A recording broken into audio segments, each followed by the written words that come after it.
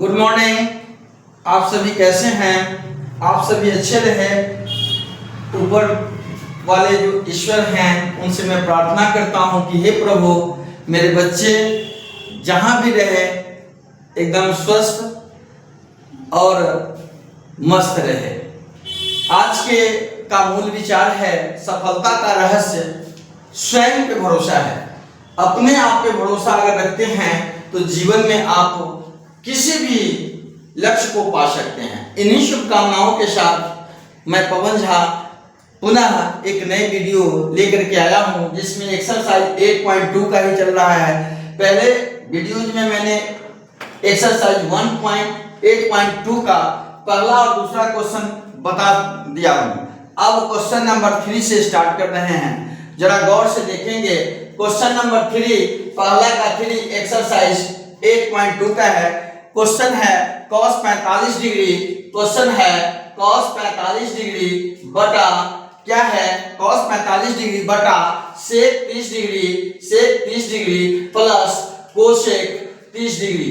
यह क्वेश्चन आपको दिया हुआ है। cos 45 बटा का मतलब भागा, तो आपको सबसे पहले ये जानना है क्या क्या दिया हुआ है। cos 45 दिया हुआ है। cos 45 का मान 1/√2 होता है। जैसे एक चीज याद रखेंगे 1/√2 1/√2 ये याद रखेंगे। 1/√2 1/√2 क्या बोलेंगे 1/√2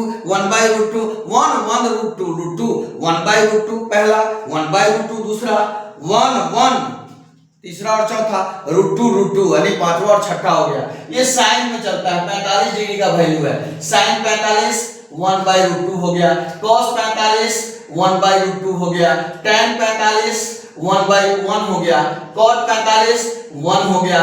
वो cot के बाद क्या होता है sec 45 √2 हो गया। cosec 45 √2 हो गया। 1/√2 1/√2 ऐसे करके हम लोग याद कर लेंगे। अब देखना है cos 45 का मान 1/√2 होता है। यहाँ 1/√2 लिखे। sec 30 का मान कितना होता है? तो sec 30 का मान 2/√3 होता है। sec 30 का मान कितना होता है 2/√3 होता है। जैसे मैंने मान में समझाया था 0 30 45 60 90 बताए थे ना। ये भाग देना है 0/4 तो 0 1/4 तो 1 का 1/2 हो गया। ये क्या हो गया 2/4 2 एकम 2 2 दूना 4 यानी 1/√2 हो गया। तो क्या होगा 1 2 3/4 तो √3/2 हो गया। और 9 sin of 1 ये साइन में होता है। हमको किसका मान निकालना है? यहाँ देखना है sec 30 का। तो ये cos 0 30 45 60 और ये 90 हो गया। cos ये sec 30 है। sec किसका उल्टा होता है cos का। तो यहाँ देखेंगे cos 30 का वैल्यू कितना हो गया √3/2। cos 30 बराबर हो गया कितना √3/2। तो cos sec का उल्टा होता है तो sec 30 का मतलब हो गया 2/√3। ये लिखने की चीज नहीं, ये समझने की चीज है। यही मैंने मान दिया। अब देता है cosec 30 का मान कितना होगा। तो sin का उल्टा cosec होता है। sin 30 का मान कितना होता है 1/2। यहाँ देखो sin 30 का वैल्यू हो गया 1/2। तो sin का उल्टा cosec होता है। तो cosec 30 डिग्री तो 30 डिग्री वाला का ना उल्टा होगा 2/1 यानी 2 हो गया। तो यहाँ cosec 30 का मान हमने लिख दिया कौन सी cosec 30 बराबर 2। ये मैंने प्रश्न के हिसाब से मैंने डाल दिया। यहां तक कोई दिक्कत कोई समस्या समझे ना। चलिए इसको मिटा दे, समझने के लिए था डायग्राम।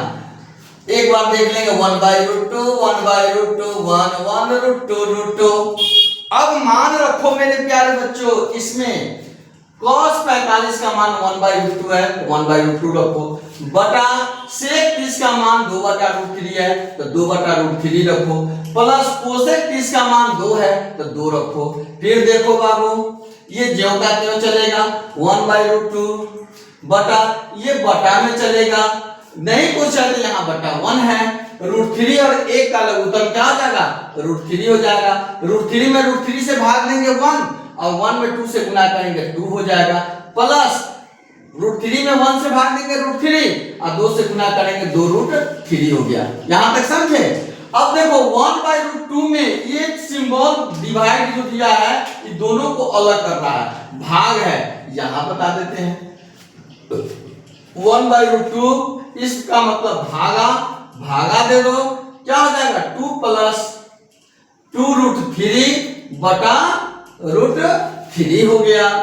अब देखो भाग उलट के क्या होता है, भाग उलट के क्या होता है, गुना होता है। 1/√2 भाग देकर के गुना दे देंगे, √3 ऊपर चला जाएगा, बटा क्या आ जाएगा 2 + 2√3। यहां तक समझे, समझ में आया कि नहीं आया, आ गया। अब गुना करो, √3 में 1 से गुना करेंगे √3 बटा 2। अब देखो √2 में दोनों से गुना होगा तो 2√2 हो गया, √2 अब गुना 2 तो 2 पूर्णांक है, पहले लिखेंगे रूट को बाहर में लिखेंगे, 2√2 हो गया, प्लस 2 है तो 2 लिखो, और √3 अब गुना √2, √3 गुना √2 तो रूट दोनों में है तो रूट लगाओ, 3 गुना 2 यानी √6 हो गया। दोनों का पावर सेम है तो दोनों पावर एक साथ चलेगा, ये रूट में 3 है, इसमें रूट में 2 है तो दोनों में रूट लगा के गुना कर देंगे, यानी √6 हो गया, 2√6। आपको मैंने बताया था क्लास शुरू होने से पहले एक चीज समझाया था मेरे प्यारे बच्चों कि रूट नीचे नहीं रहता है, रूट को नीचे नहीं लिखना है। अब हम हर का परिमेयकरण करेंगे, हर का क्या करेंगे, हर का परिमेयकरण, परिमेयकरण, हर का परिमेयकरण करेंगे तो जो चीज यहां रहेगा सेम चीज से ऊपर गुना करेंगे। फर्क इतना ही रहता है कि प्लस में है तो माइनस से ऊपर गुना करेंगे और माइनस से नीचे भी गुना करेंगे। तो क्या लिखेंगे, √3 बटा 2√2 प्लस 2√6।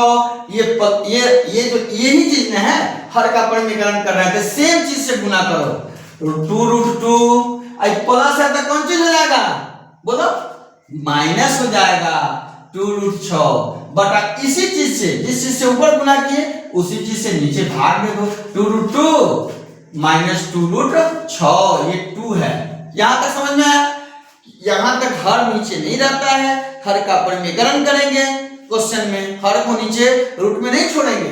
अब गुना करो 2 हो जाएगा, √3 में √2 से गुना करोगे तो √6 हो जाएगा, रूट के साथ गुना होगा, माइनस देखो 2 में 2 लिखो, अब देखो √3 में √6 से गुना करोगे तो √18 हो जाएंगे, 6 तिरका 18, रूट वाले रूट के साथ ही जाएंगे। अब देखो यह a + b * a - b के रूप में है, मैंने पिछले वीडियोज में कुछ समझाया था अलजेब्रिकल, a + b * a - b बराबर होता है a² - b²। फिर से बोलो a + b * a - b बराबर क्या होता है, a² - b²। a का काम कौन किया, 2√2, लिखो 2√2 का होल स्क्वायर माइनस माइनस हो गया, b का काम किया 2√6 तो 2√6 का होल स्क्वायर हो गया। यहां तक समझ में आया कि नहीं, ठीक है, धन्यवाद। अब इसको यहां बढ़ा देते हैं, ये चीज देख लो, क्या लिखोगे 2√6 2√6 हो गया, माइनस 2√18 का खंड करो, 18 का खंड करोगे गुणन कर 2 9 3 3 जा, यानी 2 गुना 3 गुना 3 बटा ये 2√2 का होल स्क्वायर है। यहां समझने के लिए 2√2 का होल स्क्वायर का मतलब है ये 2 बार जम करेगा, 2√2 गुना 2√2, 2 दूना 4, और √2 में √2 से गुना करेंगे तो 2 होगा, 4 दूना 8 होगा। क्या होगा मेरे प्यारे बच्चों, 8 होगा। उसी तरह से आप 2√6 का होल स्क्वायर करोगे तो 2√6 गुना 2√6 और 2√6, 2 में 2 से गुना किया 4, 6 में 6 से गुना किया, 6 में 6 से गुना किया 6, 24 हो गया। तो यहां लिखो 8 इसका आया वैल्यू माइनस इसका 24 आ गया। अब देखो 2√6 हो गया माइनस 2, यहाँ 2 को 3 है तो रूट से बाहर निकलता है जोड़ा में, तो a को लिखते हैं गुना 3 और रूट में 2 हो गया। यहां तक समझ आ गया ना, धन्यवाद। 8 में से 24 घटेगा कितना होगा, कम में से ज्यादा घटेगा तो माइनस लगेगा, 16 हो गया। अब क्या लिखोगे 2 रूट 6 माइनस 2 दिया 6 रूट 2, 6 रूट 2 बटा क्या हो गया माइनस 16। आपको बताए थे कि माइनस नीचे नहीं रहता है। फिर इसमें देखो दो जो है ना दाव का दूसिया है, तो 2 को कॉमन ले लो तो क्या बचा रूट 6 माइनस 2 में 6 से भाग दोगे तो 3 रूट 2 हो गया बटा माइनस 16, 2 अठे 16। अब देखो क्या बचा रूट 6 माइनस 3 रूट 2 बटा माइनस 8। माइनस नीचे नहीं रहता है, तो माइनस नीचे नहीं रहता है तो हम माइनस कॉमन ले लेंगे ना बाबू, तो ये माइनस में है तो प्लस में हो जाएगा, और ये प्लस में है रूट 6 तो माइनस में हो जाएगा। प्लस वाला को पहले लिखो 3 रूट 2 प्लस में है तो माइनस रूट 6 अब बटा माइनस 8, माइनस से माइनस खत्म हो गया, यानी आपका आंसर यहां लिख देते हैं 3 रूट 2 माइनस रूट 6 बटा 8, यही आंसर आ गया। समझ में आया कि नहीं आया? कुछ नहीं करना है, मान मैंने सबका cos 45 का रखा, sec 30 का रखा, cosec 30 का रखा, बराबर का भाग करके यहां तक निकाल लिया। निकालने के बाद हर का परिमीकरण किया, यहां सेम चीज नीचे वाले से गुना करते हैं, रूट नीचे नहीं रहता है, प्लस में है तो माइनस से ऊपर नीचे गुना किए, इसी चीज में टोटल में गुना किए, ऊपर ऊपर गुना किए 2 हो गया, और रूट 3 में रूट 2 से गुना करेंगे रूट 6 हो जाएगा, रूट रूट के साथ गुना होगा माइनस है 2 हो गया, रूट 3 में रूट 6 से गुना करेंगे रूट 18, या a plus b into a minus b के रूप में हुआ, यानी a square minus b square, a का काम ये किया और b का काम ये किया, तो a square minus b square को मैंने तोड़ दिया, इसका 8 माइनस 24 आ गया नीचे वाले का, इसका खंड कर दिए छोटा रूप में, तो इतना आ गया। अब देखो दोनों में शामिल है 6 रूट 2 है, तो दोनों में शामिल है तो 2 कॉमन लिए तो रूट 6 हो गया, 2 में 6 से भाग दिए तो 3 आ गया। इस तरह से कटाने पर हमको कितना आया 3 रूट 2 माइनस रूट 6 बटा 8। समझ में आया? इसको खूब अभ्यास कीजिएगा, करत करत अभ्यास के जड़ बंदे हो तो सुजान, रस्सी यावत जाते सिर पे पड़त निशान। मैथ नहीं समझ में आता है, एक बार बनाओ नहीं आता है, 2 बारी कोशिश करो, 3 बार अभ्यास करो, 4 बार अभ्यास करो, 5 बार अभ्यास करो, तब तक अभ्यास नहीं छोड़ो जब तक वो कंप्लीट नहीं हो जाता है। चलिए मिटा दें। चलिए धन्यवाद। अब नेक्स्ट क्वेश्चन के लिए हम लोग तैयार रहेंगे। एक्सरसाइज 8.2 का ये चौथा नंबर सवाल, पहला का चौथा। थोड़ा सा ये जटिल नहीं है, ये क्या है कैलकुलेशन है, कैलकुलेशन करना पड़ता है, इसको तोड़ तोड़ के समझाना पड़ता है। आप अभ्यास करेंगे, आप गुणन का आप 10th क्लास के बच्चे हैं ना, जोड़ घटाव गुना भाग ये कंप्लीट रहना चाहिए। जैसे क्या होता है, जैसे आपको x माइनस 5 बराबर 6 दे दे, तो ये क्लास का स्टैंडर्ड नीचे क्लास में आ गया। यही क्वेश्चन में दे दे किसी संख्या में से 5 घटाने पर 6 प्राप्त होता है, तो ये 7 क्लास का हो गया, ये क्वेश्चन में आ गया। आपको सीधा ये दे दे तो उससे नीचे क्लास का हो गया, और सीधे दे दे x बराबर 6 प्लस 5 तो इससे छोटे क्लास का हो गया। यानी कॉन्सेप्ट पहला जो होता है वो हाई क्लास का रहता है, फिर आपका कैलकुलेशन नीचे नीचे नीचे क्लास के जैसे होते जाता है। अगला क्वेश्चन क्या है, क्वेश्चन नंबर 8.3 का 4 नंबर क्वेश्चन है। Sine 30 degree plus tan 45 degree, tan 45 degree minus cosec 60 degree, cosec 60 degree बटा, सबका बटा है, बटा में क्या है सेक 30 डिग्री, लिखो sec 30 degree plus cos 60 degree, cos 60 degree plus cot 45 degree. ये आपका क्वेश्चन दिया हुआ है, ये चौथा क्वेश्चन है। समझ में आ गया? अब देखो साइन 30 का मान कितना होता है, तो ये याद रखना है, साइन 30 का मान 1/2 होता है। tan 45 का मान कितना होता है, tan 45 का मान 1 होता है। कोसेक 60 का मान कितना होता है, यानी को कोसेक 60 डिग्री का मान कितना होता है, तो 2/√3 होता है, 2/√3 हो गया। सेक 30 का मान कितना होता है, सेक 30 का मान कितना होता है, 2/√3 होता है, ये याद रखेंगे। चलो cos 60 का मान कितना होता है, cos 60 का मान 1/2 होता है, और cot 45 का मान कितना होता है, तो 1 होता है। ये मान, इतने क्वेश्चन का मान मैंने यहां लिख दिया, यानी sin 30 1/2 होता है, tan 45 1 होता है, कोसेक 60 2/√3 होता है, सेक 30 2/√3 होता है, cos 60 1/2 होता है और tan 45 1 होता है। अब इसके मान को इसमें सेट करना है मेरे प्यारे बच्चों। sin 30 1/2 लिखो प्लस इसका मान मैंने रख दिया 1/2 जैसे कि बोर्ड पे लिखे हैं, tan 45 इसका मान 1 और कोसेक 60 का मान 2/√3। यहां तक समझ में आ गया। अब देखो सेक 30 का मान रखो 2/√3 हो गया प्लस cos 60 का मान 1/2 और cot 45 का मान 1। यहां तक समझ में आ गया। यहां नहीं पूछा था बटा 1 है, इसमें नहीं कुछ है 1 सीधे है, तो नहीं कुछ रहता है तो बटा 1 नीचे जरूर रहता है, ये रेशनल नंबर में आ जाता है परिमेय संख्या में। अब क्या करोगे मेरे प्यारे बच्चों, 2 का 1 का √3 का लघुत्तम निकालोगे। तो 2 और जैसे 3 5 का लघुत्तम क्या हो जाएगा, दोनों अलग अलग संख्या से गुना करते हैं तो 2 1 √3, तो तीनों को गुना करेंगे, तीनों अलग अलग 2 1 जा 2 और 2 3 जा 2√3, तो ये आपका हो गया 2√3।